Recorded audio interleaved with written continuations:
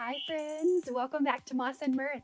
If you're new here, my name's Steph and this is where I share my passion for creativity and nature.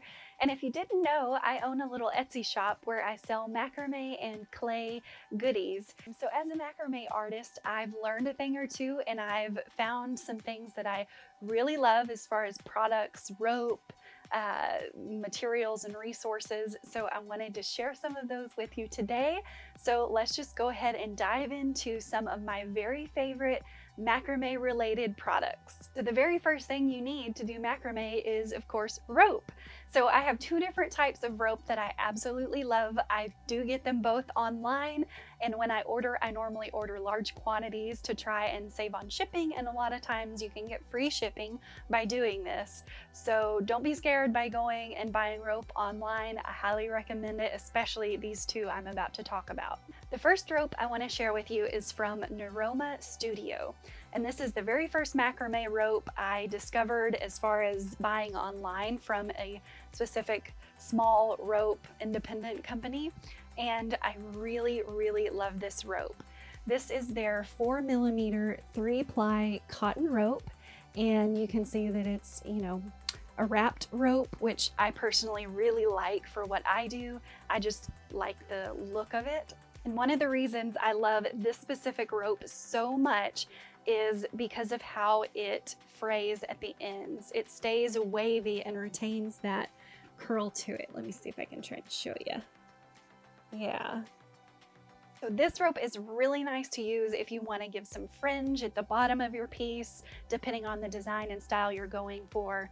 This is a really great option. And another reason that I really love this rope is they have a super soft version, their super soft 4mm rope, and it definitely lives up to the name. It's very soft, easy on the hands, great for a beginner.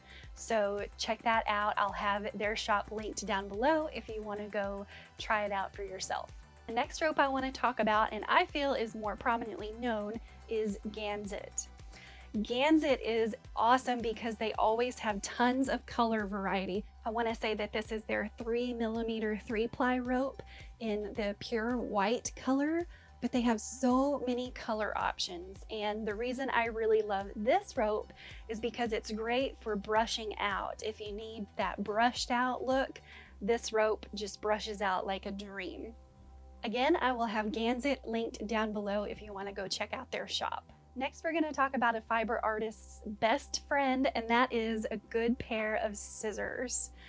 I actually have some vintage German Singer all-steel scissors. My brother-in-law helped me find these. I love the fact that they're vintage. I bought them online from a little antique shop somewhere in the Midwest, and they had refurbished them. They came in great condition. They honestly look brand new if you ask me, and these have worked awesome. I really love them, and I just think they're extra special because they're vintage. But if you're getting into macrame, you should definitely invest in a good pair of steel scissors because I'm telling you, they will be your best friend. Even a pair of fabric scissors would come in so handy. Next, let's dive a little more into your macrame setup. So you may know that I actually live in a tiny home. Right now I'm sitting in a 1975 Airstream that my husband and I restored. So I'm definitely limited on space, and I've learned to get creative in working on my macrame projects. So rather than using a clothing rack, I've opted just to use some S-hooks. You can find these all around. I've seen them at Dollar Tree before in the spring. In fact, they're probably coming out anytime now, but these are really handy. And what I do is I will just hook them over a cabinet door or my closet door back there. And then I can just set my wooden dowel or whatever it may be on this hook and get to work. And it works absolutely great. Since I just mentioned dowel rod, let's go ahead and talk about my next favorite, which is some wood oil. So this is actually oil for cutting board use, but I've also used tung oil in the past, which you can pick up at Home Depot or Lowe's. This is really great to wipe on your wood, and it just gives it that extra, just a little something to brighten up the rawness of the wood that you may be working with. So I recommend this. It's really easy to use, it's pretty affordable, and it just takes your piece to the next level.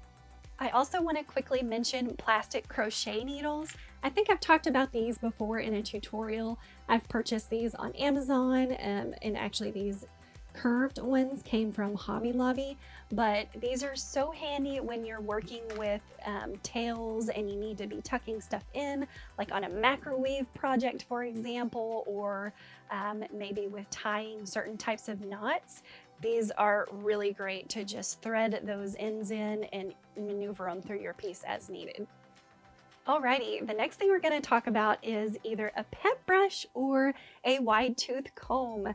And you don't necessarily need both of these, although I use both of them interchangeably as needed, but these are really great for brushing out tassels, or if you're working on feathers and you want to brush out, you know, a macrame feather or a leaf design. This kind of stuff will really help you out. It does take a little bit of time to brush out the ends of your macrame, but it's worth it for certain projects. This next one I feel a little guilty sharing with you guys because I feel that it's a bit of a trade secret and it's a brand new discovery of mine. So don't tell too many people, okay? But it is some fabric stiffener spray. Now, I purchased this on Amazon, and I don't know where you could purchase it in store. There are a lot of different types of fabric stiffeners on Amazon, but I specifically recommend this Aleene's Original Stiffen Quick.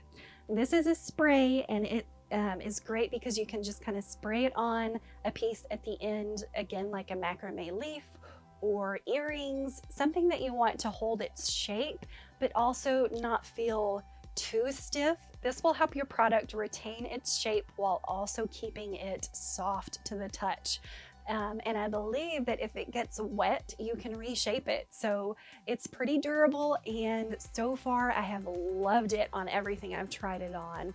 You should check it out if you haven't already. As a little side note and tip from you so you can learn from my mistakes, the fabric draping liquid that comes in a bottle that you have to actually pour it out, it doesn't work so great. It's really thick and gluey, and it just was kind of a disaster for me.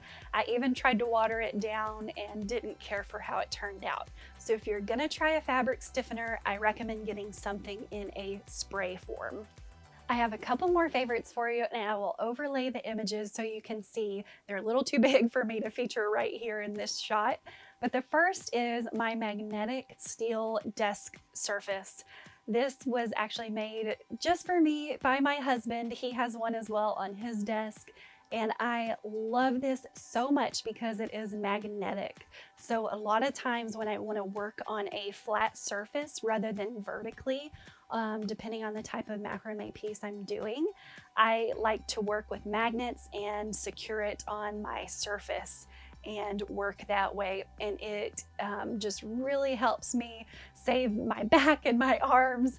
And it's just really helpful for those smaller projects that you may want to work on a surface rather than up on a wall. So if you yourself are a fiber artist looking to invest in something long-term to help you work on a flat surface, I think a metal or steel desk surface is just the way to go. And I have some heavy duty fishing magnets that I use to secure my pieces. So they're really heavy duty, they don't slide around on me, and I even put a little bit of felt, just glued it on the magnet side so that it wouldn't scratch my surface. And the last thing I want to mention is my little hobby saw, which I got from Harbor Freight. Everything at Harbor Freight is pretty affordable as far as tools go, so I don't know how long it'll last me, but I have used it for a couple years now, and so far it's holding up. But this thing is really handy to cut down dowel rod and other little wooden things that I may need to use in pieces. So if you are cutting a lot of things and you don't really have the best solution as far as a saw, a little hobby saw that you can just keep inside at your desk space is a great thing to have on hand. And I will have everything linked below if it was something I purchased online down in the description. So check that out if you see something you want to go explore yourself. And in case you're curious, I'm not sponsored by any of these companies in any way. Nobody is paying me to say any of this or recommend any of this. These are just things that I've come to love through my own macrame journey. Well, I think that does it for today's video. Thank you so much for watching. I hope you found this helpful if you yourself are into macrame. I hope you'll give it a thumbs up if you liked it and maybe share it with a few other fiber artists in your life. Thanks again for watching and take care until next time. Bye!